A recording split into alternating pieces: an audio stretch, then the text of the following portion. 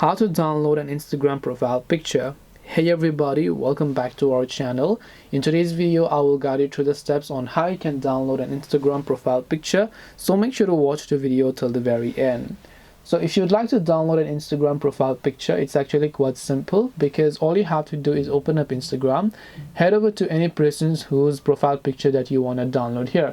So it could be anybody over here basically, and what you actually have to do is just long press on their profile picture and the profile picture will show up in full screen.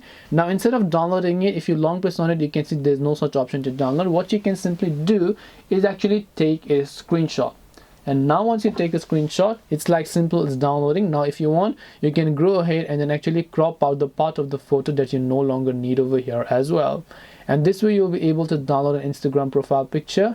Hope this video was very helpful. If you have got any more questions, feel free to leave them down below. Thank you for watching till the end of this tutorial, and see you soon in the next video.